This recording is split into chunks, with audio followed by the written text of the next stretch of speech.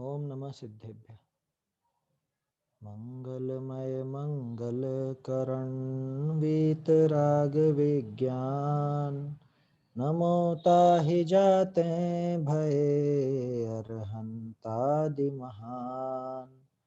करि मंगल करि हो महाग्रंथ करण को काज, जाते मिले समाज सब पावै निज पद राज। मोक्ष मार्ग प्रकाशक ग्रंथ पर हमारी चर्चा है।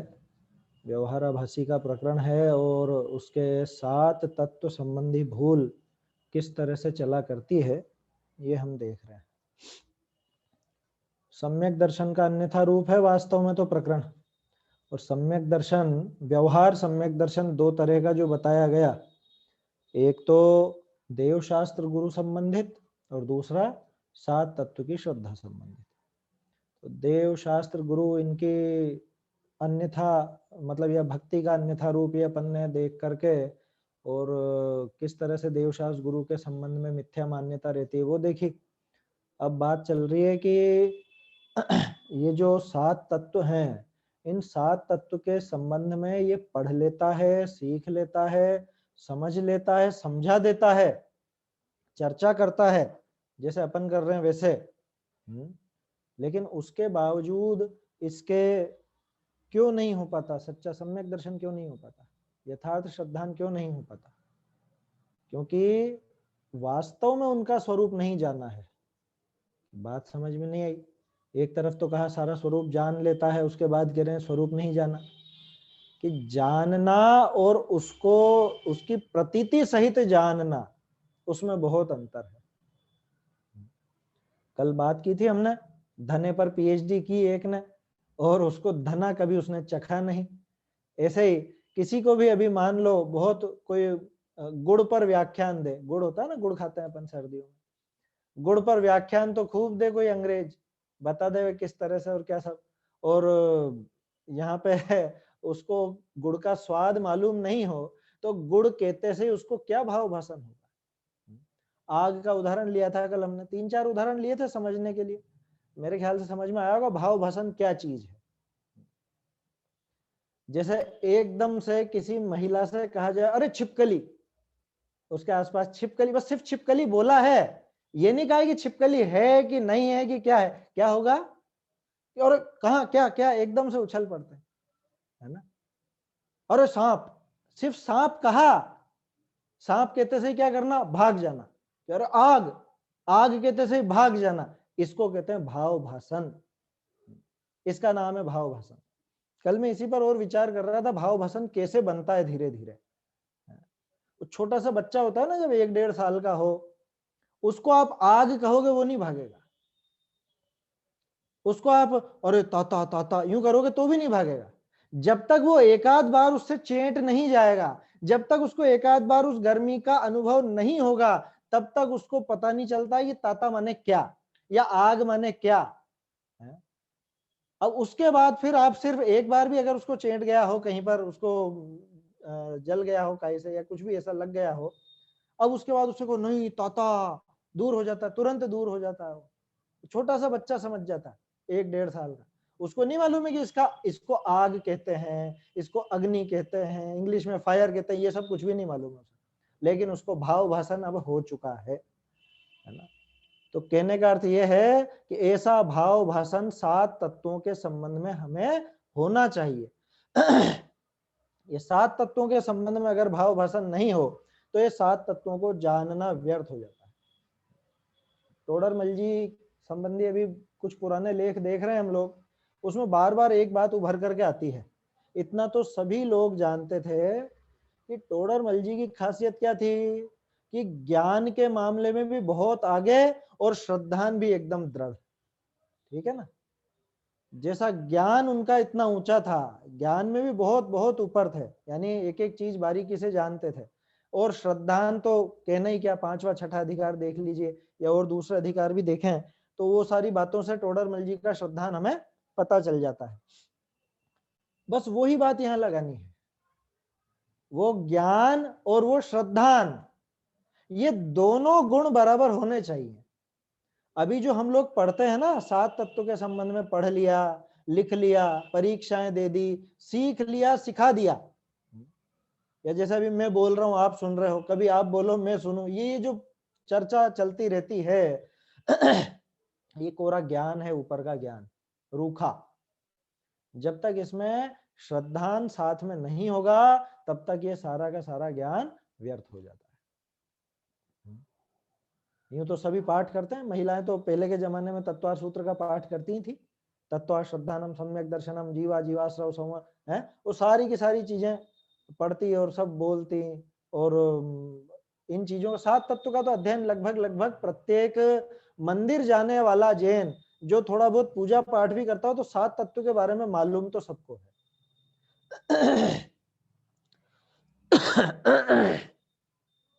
मालूम तो सबको है, लेकिन यथार्थ श्रद्धा नहीं होता, भाव भाषण नहीं होता। भाव भाषण नहीं होता, प्रतीति नहीं होती, और इसीलिए वो सारा का सारा ज्ञान उसका व्यर्थ हो जाता है, वो किसी काम का नहीं रहता। अब क्या कह रहे हैं टोडरमल जी, कल शिवभूति मुनिराज का उदाहरण भी आया था, टोडरमल जी ने दिया था, तुषमाश भिन्नम, इतना मात्र कह करके उन्होंने तो अपना काम कर लिया। आप आत्मा और शरीर करते रहो, उन्होंने तो उड़द और छिलके से ही काम कर लिया है? आप गाते रहो खूब।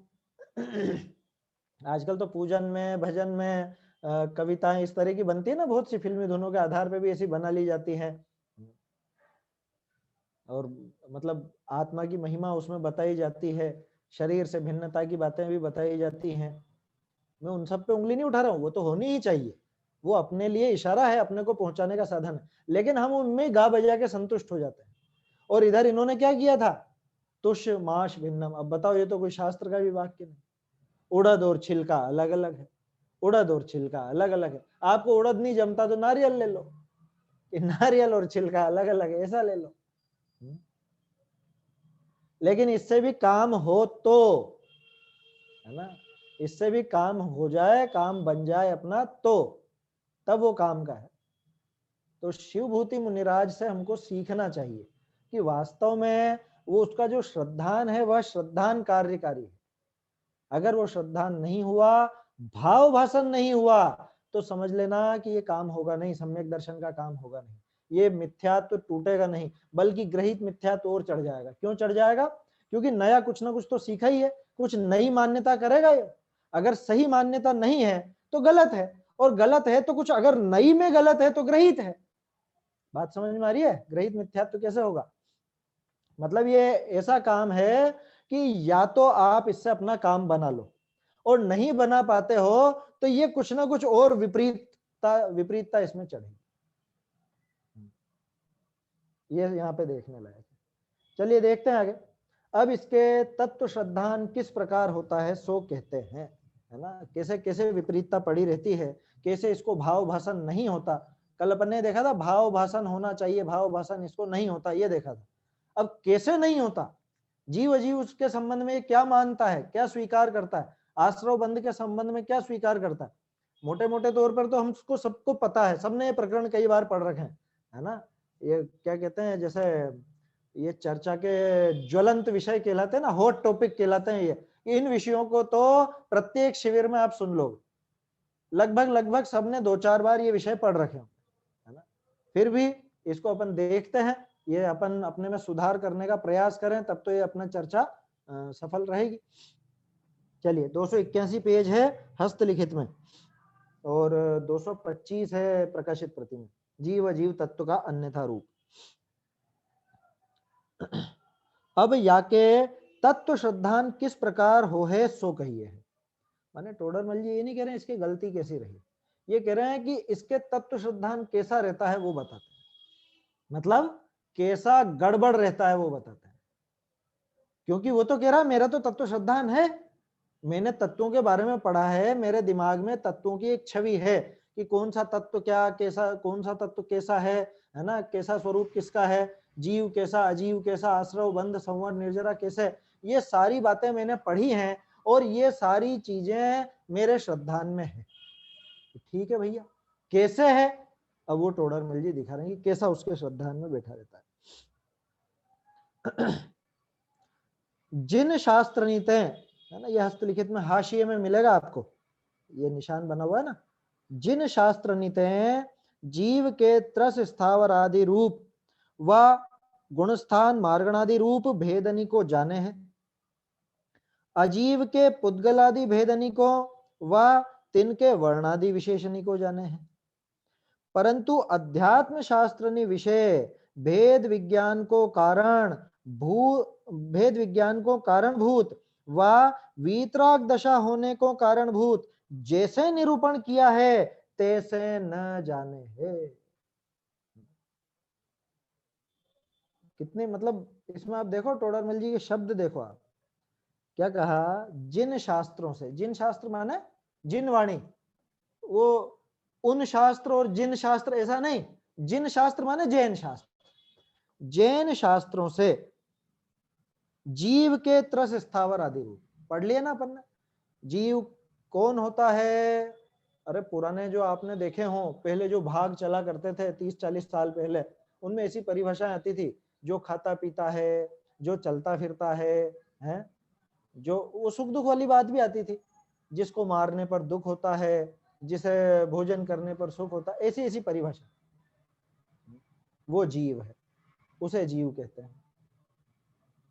चलो ठीक है, अपन ने परिभाषा फिर और उसमें कुछ नयापन लाए कि जो जानने देखने वाला है, जिसमें ज्ञान दर्शन पाया जाता है, जो जानता देखता है, जो सुख दुख का अनुभव करता है, ये अपन उसका स्वरूप लेकर आए।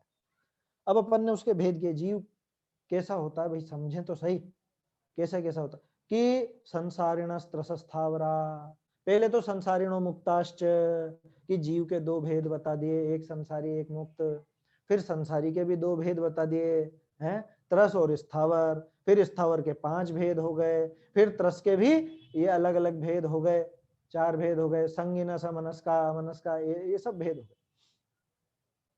तो ये सारे भेद तो जान लिए। अब एक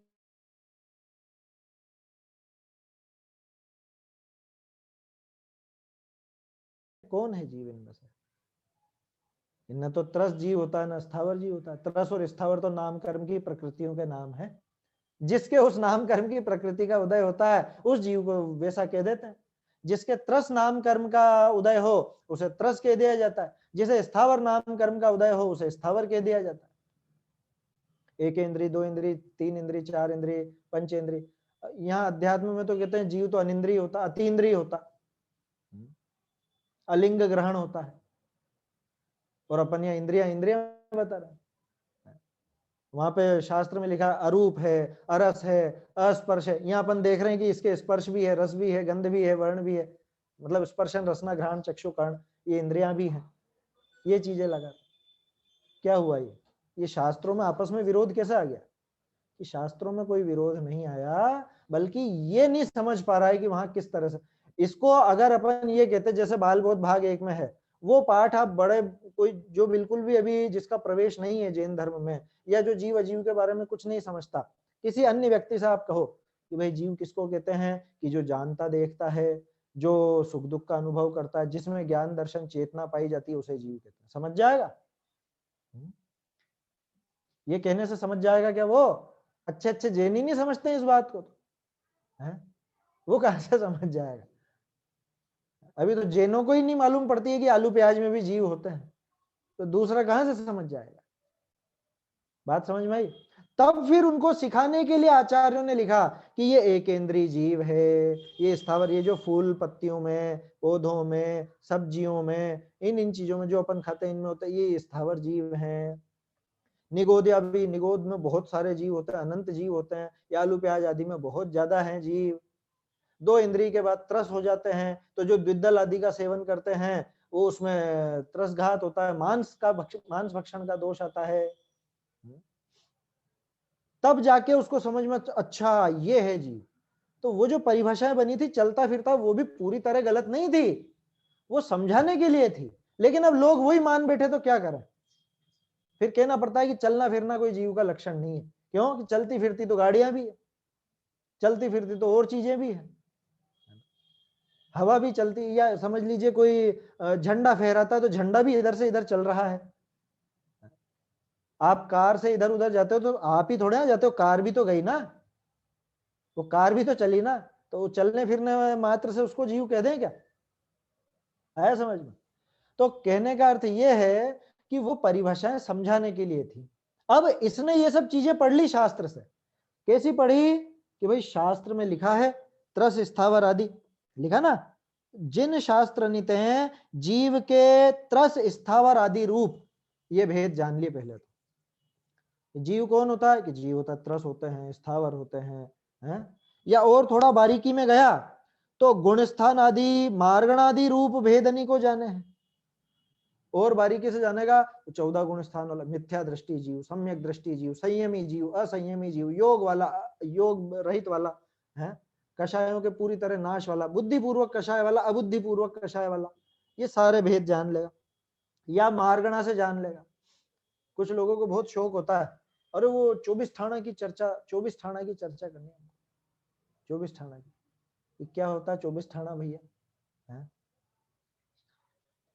अब वो लोगों को आश्चर्य होता है, 24 ठाणा, ऐसा अजीब सा नाम लगता है, मारगणा, मारगणा अजीब सा नाम लगता है। ये कुछ भी नहीं है, ये जो आपने बाल बोध में पढ़े ना, कषाय, गति, इंद्री, है, यही सब चीजें तो हैं, और क्या है? गई इंदी येसु काय जोगे वेदे कषाय नाणे या संयम दंसन लेसा भवि असम्मत सन्नी आहार है, ये 14 मार्गणाएं हो गई।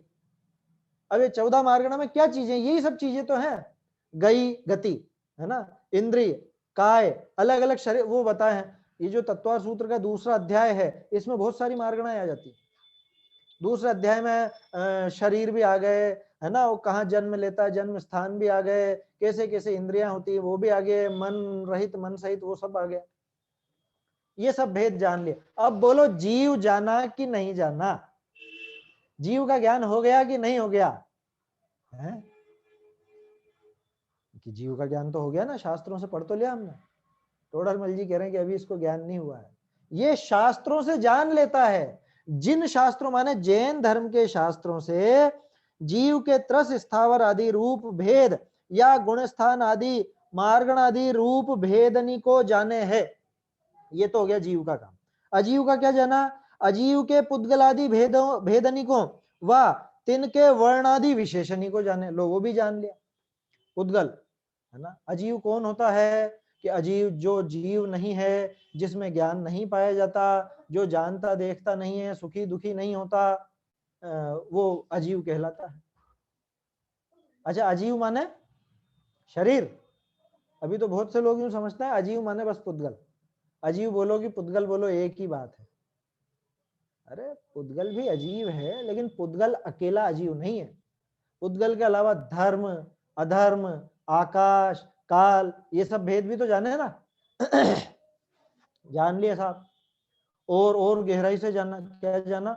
इनके स्पर्शादि भेदों को जान लिया, इनके जो गुण होते हैं वो जान लिए, कि पुद्गल कैसा होता है, कितने प्रकार का होता है, कि एक तो होता है परमाणु रूप, एक होता है स्कंध रूप, एक होता है चाक्षुष स्कंद, एक अचाक्षुष स्कंद, कुछ जो हमारी आंखों से दिखता है, कुछ नहीं दिखता। 23 प्रकार की वर्गणाएं होती हैं, अलग अलग वर्गणाएं। शरीर अलग वर्गणा से बना है, मन अलग वर्गणा से बना है, भाषा अलग वर्गणा से बनी है। ये सारी चीजें जान ली, नहीं जानी क्या ये सब? आकाश के भेद, लोकाकाश, अलोकाकाश, कौन कितने प्रदेशी है, किसकी कितनी संख्या है। बच्चों को हम पढ़ाते थे ना द्रव्य वाला पाठ, तो उसमें ये सब चीजें सिखाते थे। बोलो भाई द्रव्य कितने हैं? तो कहता है कि 6 द्रव्य। कि गलत जवाब। कि द्रव्य कितने हैं? अनंत द्रव्य। द्रव्य कितने प्रकार के? तो कि 6 द्रव्य। तब जाके उसका जवाब सही होता। तो ये सब बारीकियां सीखी कि नहीं सीखी? आकाश कितने, आकाश कितने प्रकार के, आकाश कितने प्रदेशी, काल कितने प्रदेशी, कालाणु का और परमाणु का कैसा आकार है? किसमें कौन कौन से विशेष गुण हैं, कौन इनमें गमन कर सकता है, कौन नहीं कर सकता। धर्म द्रव्य गमन में सहायक हो सकता है, लेकिन गमन नहीं कर सकता है। ये सारी चीजें जानी या नहीं जानी? ये सब चीजें जान ली, ये सब जाना, है ना। क्या कह रहे हैं? इत्यादि सब विशेषों को, इन भेदों को जानता है। वर्णादि विशेषणी, वर्णादि विशेषों को माने जो इनके भेद बनते हैं, है ना। विशेष का अर्थ यहाँ भेद से है। वर्णादि भेदों को भी जान लेता है। लेकिन देखना, अभी बात खत्म नहीं होगी इस लाइन के बाद भी। अभी तो बताइए, प्राथमिक रूप से तो इसको कोई जानता ही नहीं। कोई अगर प्राथमिक रूप से जानने की कोशिश करे तो इतना मात्र जान लेता है, ये जो अभी 2-3 लाइन अपन ने पढ़ी। लेकिन परंतु अध्यात्म शास्त्रनी विषय भेद विज्ञान को कारणभूत व वीतराग दशा होने को कारणभूत जैसे निरूपण किया है तैसे न जाने। जीव उत्तर से स्थावर होता है ये तो जान लिया, जीव इतने इंद्रिय वाला होता है ये तो जान लिया, लेकिन जीव अरस है, अरूप है, अस्पर्श है, अगंध है, ये नहीं जानता। अध्यात्म शास्त्रों में जो बात आती है उसको नहीं जानता। कहने का अर्थ यह है कि सिद्धांत ग्रंथों से जान लेता है, अध्यात्म की अपेक्षा से नहीं जानता। अभी बात खत्म नहीं हुई है कि ठीक है साहब हम अध्यात्म की अपेक्षा भी जान लेंगे, वो बात अभी आगे करेंगे। पहले तो अपन यही इसी बात पे चर्चा करें कि अभी भी जानने का स्तर क्या, किस लेवल तक जानता है। तो सिद्धांत में जो बातें आ गई या जो सामान्य रूप से कथन आ गए वो तो पढ़ लिए, सीख लिए, परीक्षा के हिसाब से वही पर्याप्त होता। परीक्षा दे ली, पास हो गए, है ना। उसका शौक रहता है ना बहुत सौ को, पेपर भरने का शौक तो सबको ही होता है। जगह जगह से पेपर आते हैं, फिर उसमें सभी माथा खपाते हैं आया समझ में। हम लोगों के पास भी बहुत प्रश्न आते हैं कि ये बताना इसमें क्या है क्या है। अब मेरा बहुत दिमाग खराब होता है उन चीजों में। क्या, खैर चलिए वो बात अभी करने की नहीं है। यहाँ तो खास बात यह है कि ये सारी बातें जानी, लेकिन इन सब बातों का प्रयोजन क्या था। इन बातों का प्रयोजन तो था भेद विज्ञान का, इन बातों का प्रयोजन तो था वीतराग दशा का। जीव अजीव जान लिया ना आपने, हो गया भेद विज्ञान है। कि भाई जीव अजीव को जानने का मूल कारण तो यह था कि हम भेद विज्ञान कर सके, हम वीतरागता प्राप्त कर सके, उस दिशा में आगे बढ़ सके, सुखी होने का मार्ग पा सके, ये प्रयोजन था। तो जिस तरह से जो भेद विज्ञान को कारणभूत कथन है ना अध्यात्म शास्त्रों में, या जो वीतरागता होने के कारणभूत कथन है, उनको नहीं जानता, उनके बारे में विचार नहीं करता, ये भूल चलती रहती है। कहने का अर्थ यह है कि अध्यात्म शास्त्रों पे इसका जोर नहीं रहता। अभी तो इतनी बात लेना, अध्यात्म शास्त्र पढ़ लिए हों जिन्होंने, उनकी बात अभी आगे करेंगे टोडरमल जी, उसने भी जानना तो कैसे जाना। अभी तो सामान्य लोगों की बात है कि इसको अगर पढ़ने को भी कहें तो क्या पढ़ लेता है, ये थोड़ी बहुत जो सिद्धांत ग्रंथों में बात आ गई या सरल रूप से जो किसी ने बता दी उस हिसाब से जान लेता है, जिससे भेद विज्ञान हो सके, जिससे वीतरागता बढ़ सके, ऐसा नहीं जानता। जबकि जीव और अजीव, इनको जानने का मतलब ही यह है कि भाई भिन्नता कर ले में। जैसे अपन वापस उस उदाहरण पे आ जाते हैं कि उड़द और छिलका अलग अलग है, ये जान लिया। अब क्या करना, क्या करना अब कि अब हमको उड़द का मोगर बनाना है तो कैसे क्या करेंगे, वो छिलके को अलग करेंगे या छिलके को साथ में रख देंगे।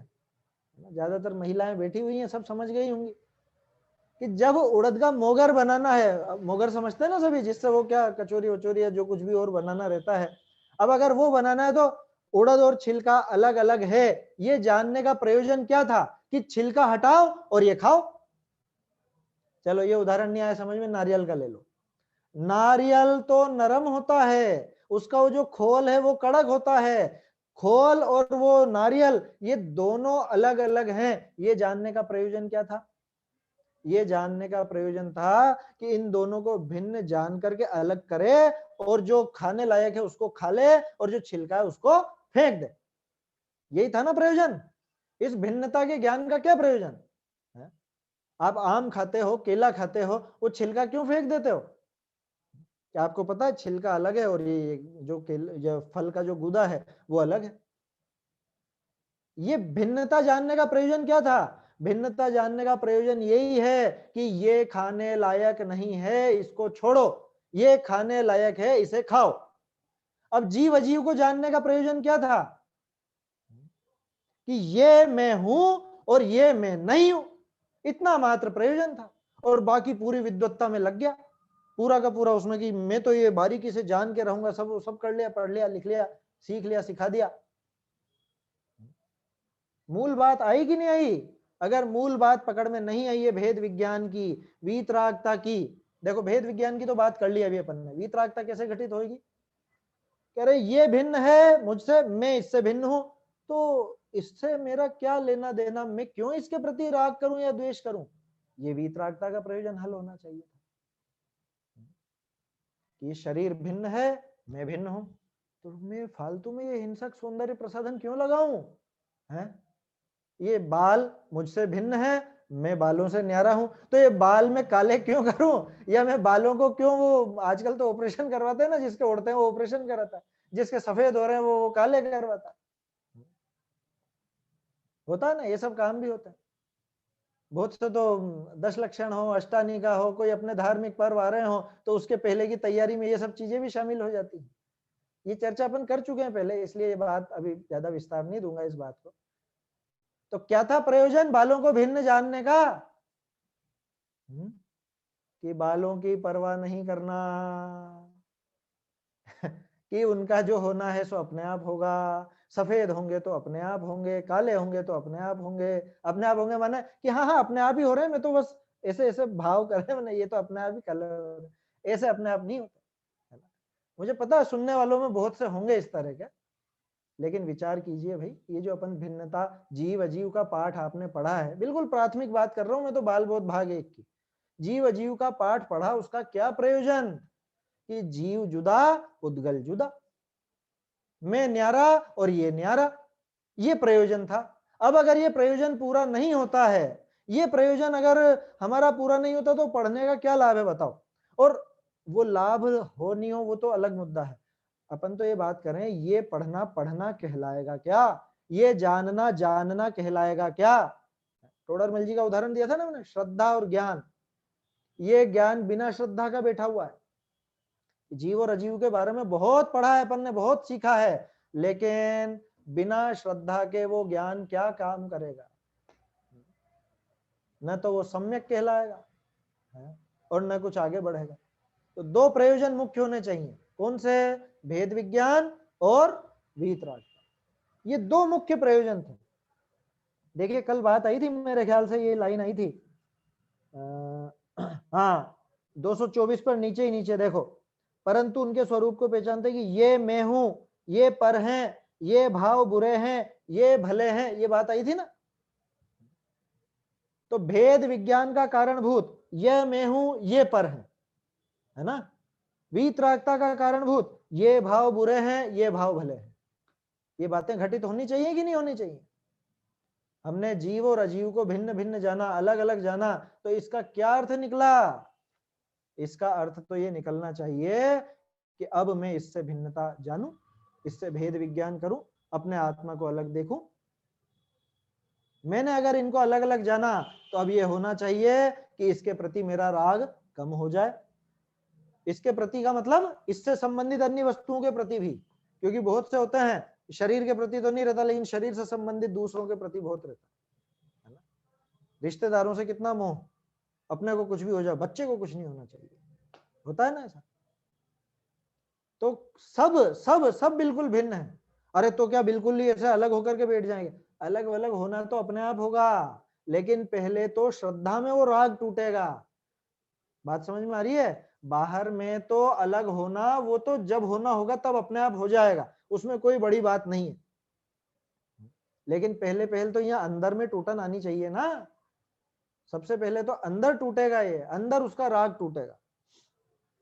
देखिए तो परंतु अध्यात्म शास्त्र ने विषय भेद विज्ञान को कारणभूत व वीतराग दशा होने को कारणभूत जैसे निरूपण किया है, तैसे न जाने है, वैसा नहीं जानता। अन्य शास्त्रों के वो तो जान लिए इसने, कैसे कैसे भेद हैं जीव के, कैसे भेद हैं उद्गल के, कैसे भेद हैं अन्य द्रव्यों के, वो सब जान लिया, लेकिन भेद विज्ञान के कारणभूत कथन को नहीं जाना। समय सार में, नियम सार में, योग सार में जैसा आत्मा का स्वरूप बताया उसको नहीं जानता, उस बात पर विचार नहीं करता, वहां जो भिन्नता दिखाई है उस भिन्नता की तरफ देखता ही नहीं।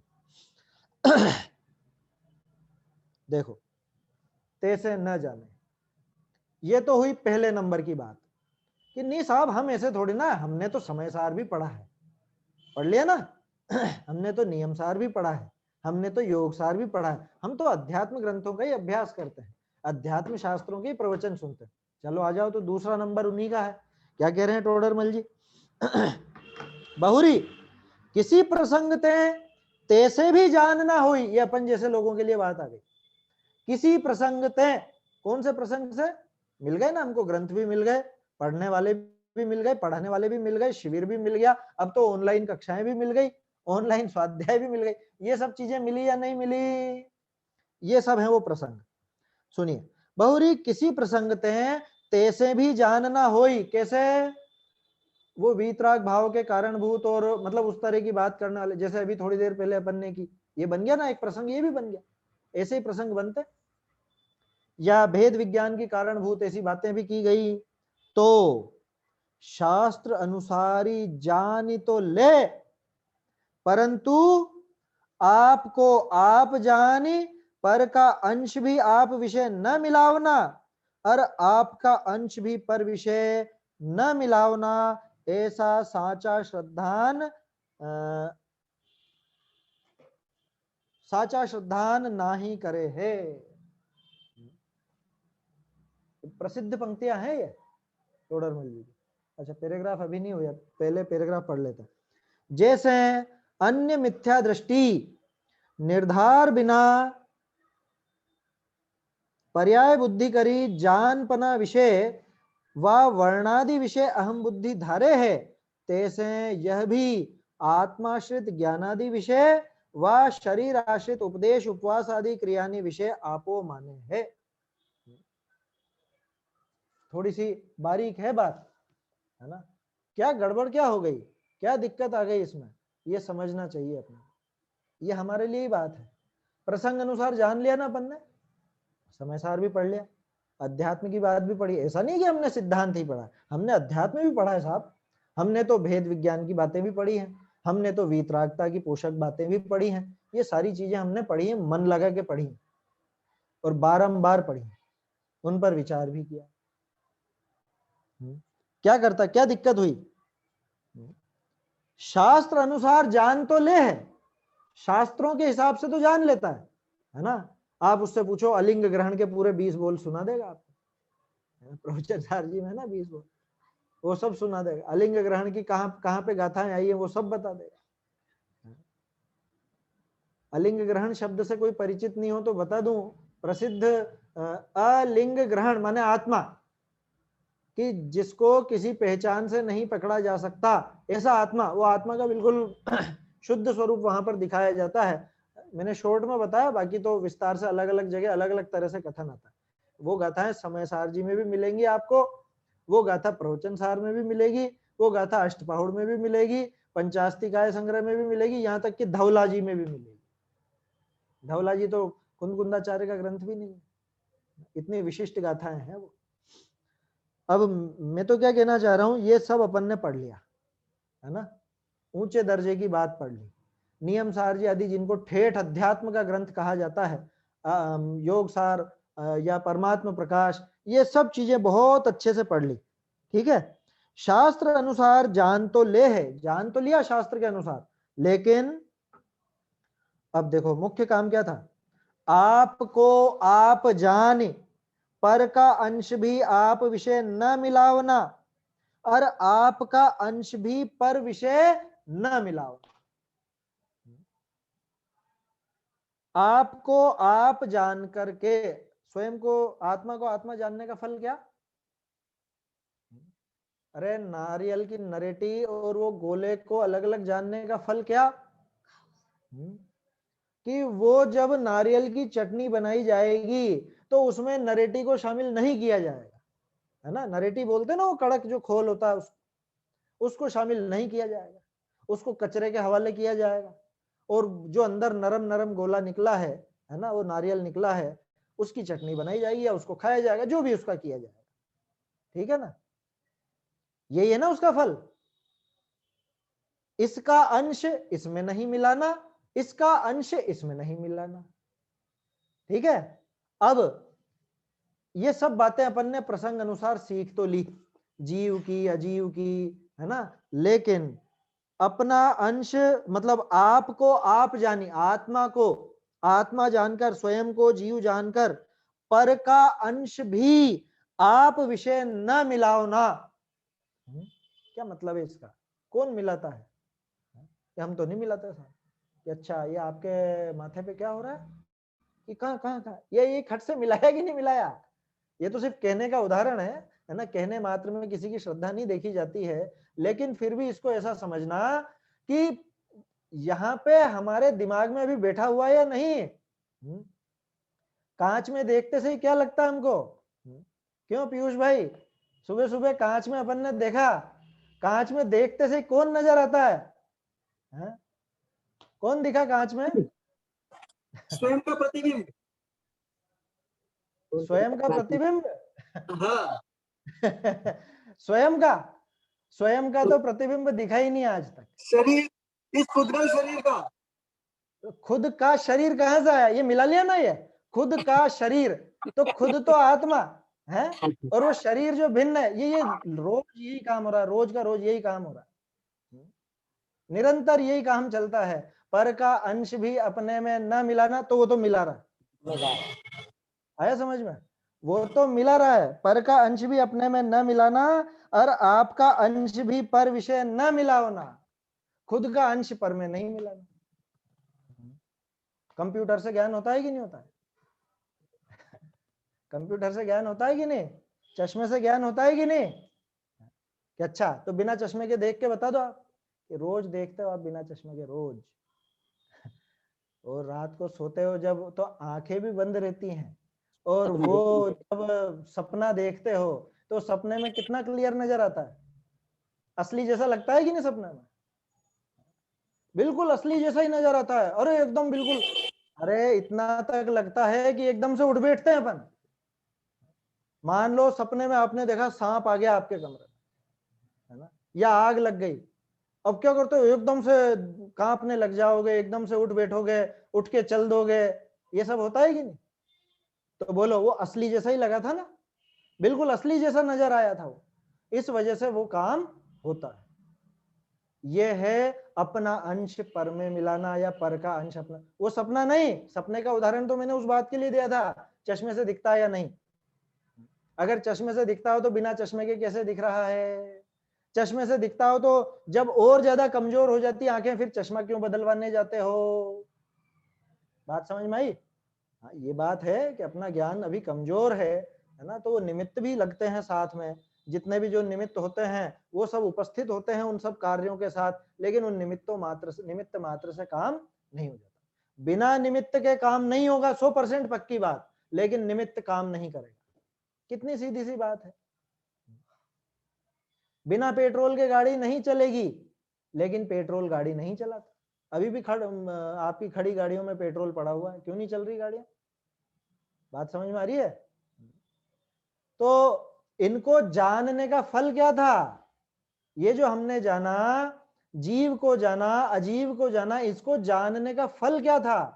पहले भी अपन ने कई बार बात की है, ज्ञान जो होता है वो फल सहित होता है ना। ज्ञान का फल परीक्षा मुख में चर्चा आती है, परीक्षा मुख ग्रंथ माणिक्य नंदी आचार्य का, उसमें चर्चा आती है। ज्ञान का फल क्या बताया?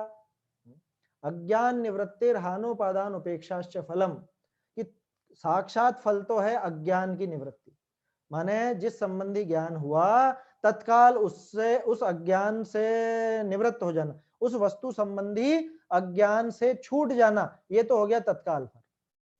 और परंपरा फल, या तो हान, या उपादान, या उपेक्षा। हान माने त्याग, उपादान माने ग्रहण, और उपेक्षा माने ठीक है वीतराग भाव।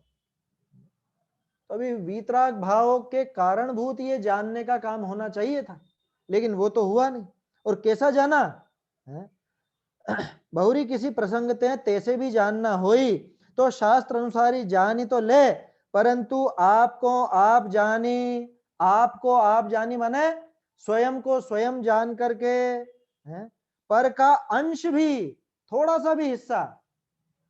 बोलो, शरीर में से कौन सी ऐसी चीज है जो आत्मा की है? कौन सी चीज है आत्मा? बाबूजी कहा करते थे, बाबूजी युगल जी, बाबूजी क्या, ये कहता हो और बीपी हाई हो गया, ब्लड प्रेशर बढ़ गया है, हार्ट में तकलीफ आ गई। ये तेरा ब्लड ही नहीं है, ब्लड प्रेशर कहां से होगा? यार मेरा बीपी बहुत हाई है, मेरा बीपी बहुत लो है। कि तुझमें ब्लड ही नहीं है तो ब्लड प्रेशर कहां से हो?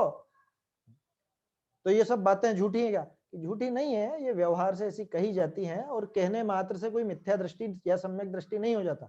लेकिन बात यहाँ चल रही है मान्यता की। श्रद्धान में क्या है? कहने में तो अपन कहते ही है ना। अब कितनी बार तो उदाहरण अपन देख चुके हैं, शक्कर का डब्बा कहने में कहते ही है, लेकिन कौन मानता है डब्बा शक्कर का? शक्कर का डब्बा जब बोलते हैं तो वास्तव में तो स्टील का डब्बा ही जानते हैं ना उसको, शक्कर का डब्बा तो नहीं जानते ना। इतना व्यवहार तो समझ में आता है, यहाँ धर्म में आकर के माथाफोड़ी करने लगते हैं लोग। तो कौन सा अंश है बताओ? शरीर का कौन सा अंश ऐसा है जो आत्मा का है? आत्मा का कौन सा अंश ऐसा है जो शरीर का है?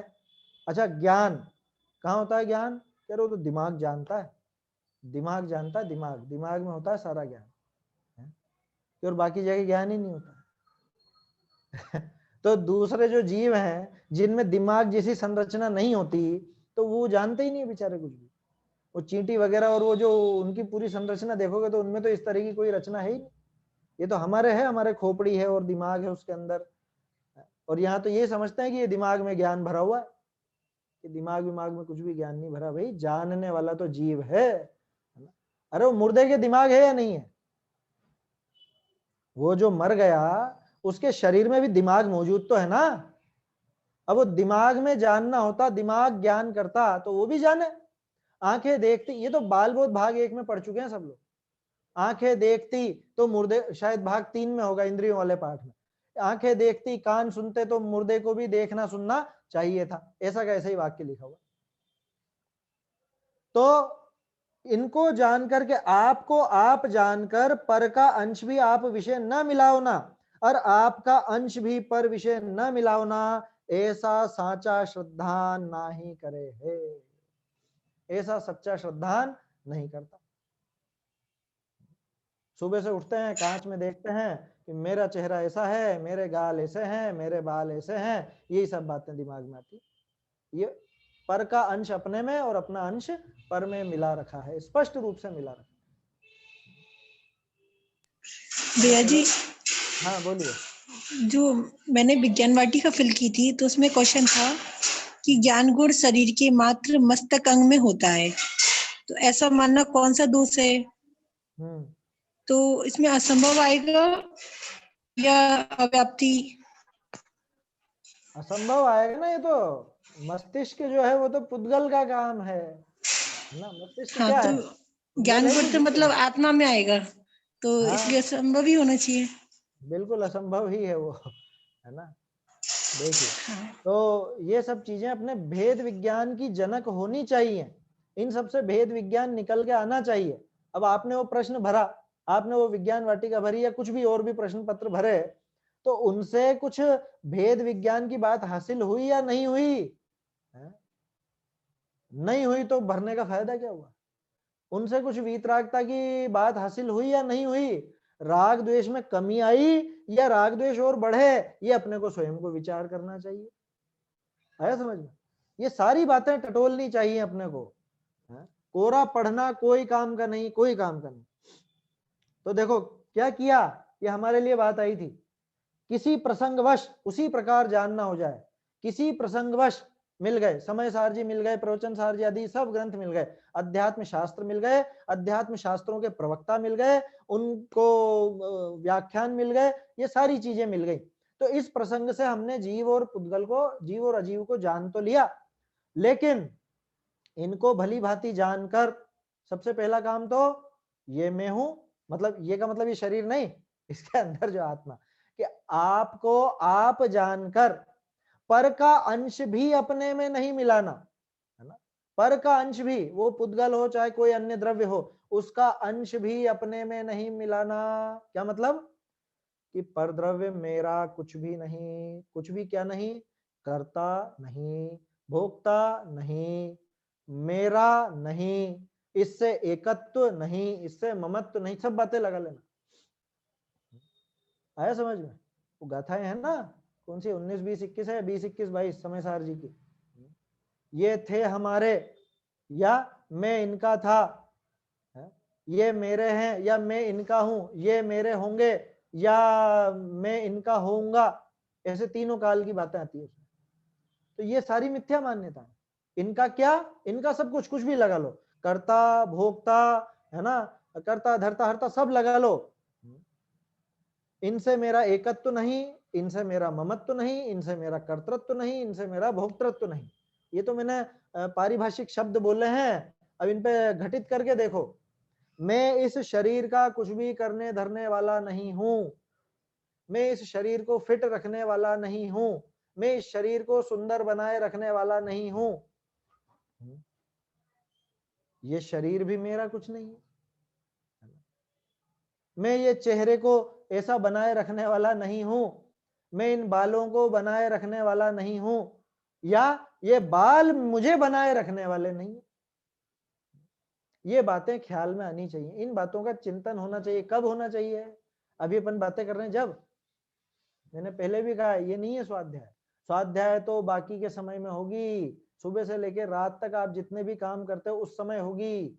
जब कांच में देखो तब ये विचार आवे क्या कि ये कौन है, ये जो नजर आता है ये तो मैं नहीं हूं, ये बाल दिखते हैं बाल किसके, ये गाल दिखता है ये गाल किसका, ये माथा किसका, ये हाथ पैर किसके हैं, ये किसके लगा हुआ है ऐसा, जो जो चेहरे पे कुछ लगा हो तो किसके लगा, मेरे लगा है या किसी अन्य द्रव्य के लगा है?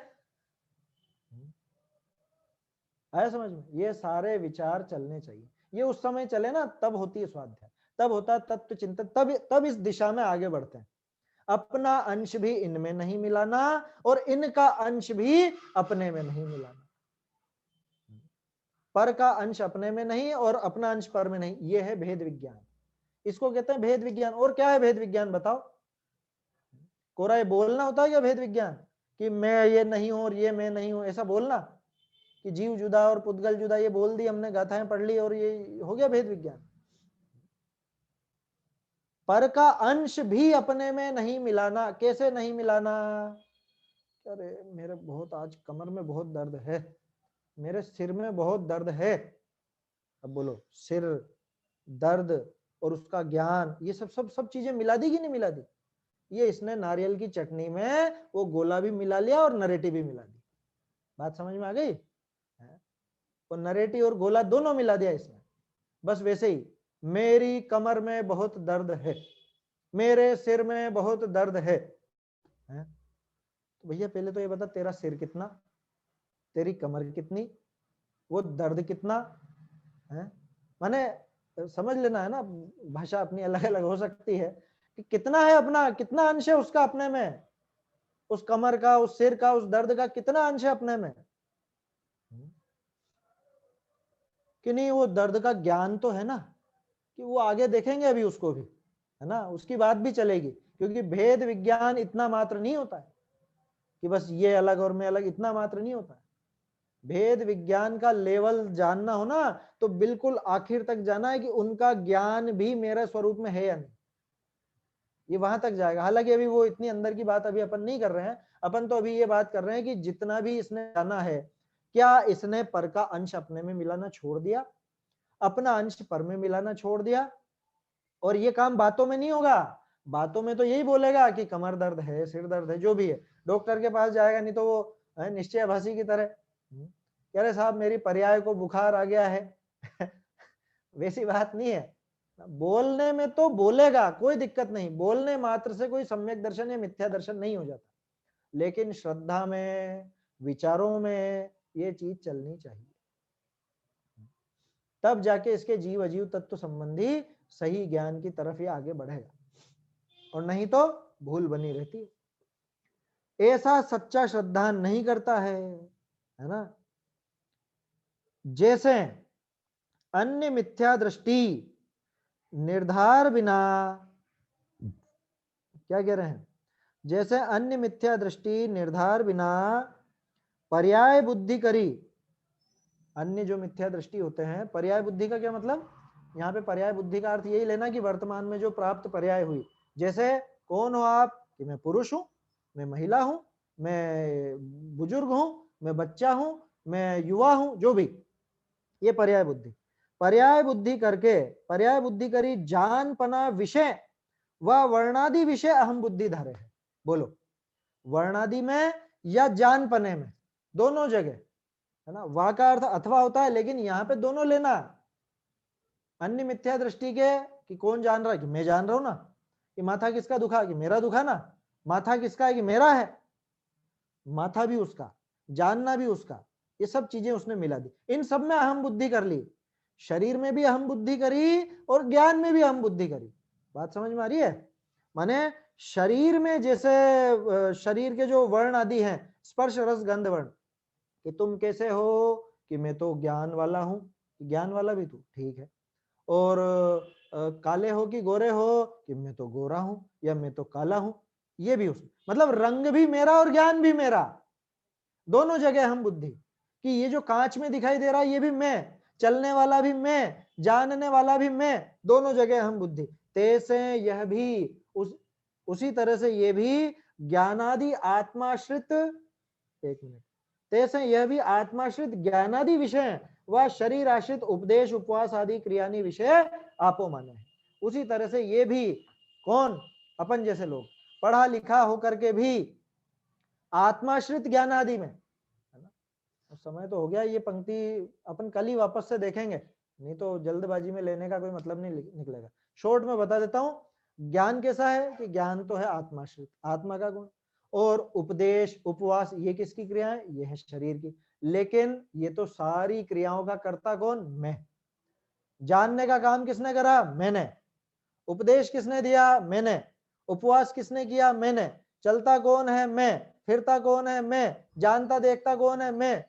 इसने सबको मिला करके स्वयं की सत्ता मान ली। ये अपना अंश पर में मिलाया, पर का अंश अपने में मिलाया। ये इस तरह की बात है ना। समय ज्यादा हो गया है, इसको अपन और कल देखेंगे, इसकी आगे की चर्चा करेंगे। ये सबसे खास है, जीव अजीव तत्व संबंधी भूल में सारे तत्व संबंधी भूल शामिल हो जाती है, और ये भूल निकल गई तो समझ लो काम हो गया। क्योंकि इसी के सहारे वो भेद विज्ञान पैदा होगा, इसी के सहारे वीतरागता पैदा होगी। वीतरागता पैदा हुई तो आश्रव तत्व, आश्रव बंध आदि संबंधी भूल भी अपने आप निकल जाएगी। इसको अपन कल और विस्तार से देखेंगे, है ना। अभी तो समय हो चुका है। निज निधि निज में बताई यह अनंत उपकार है, इसके लिए जिन वाणी माँ को वंदना शत बार है, वंदना शत बार है।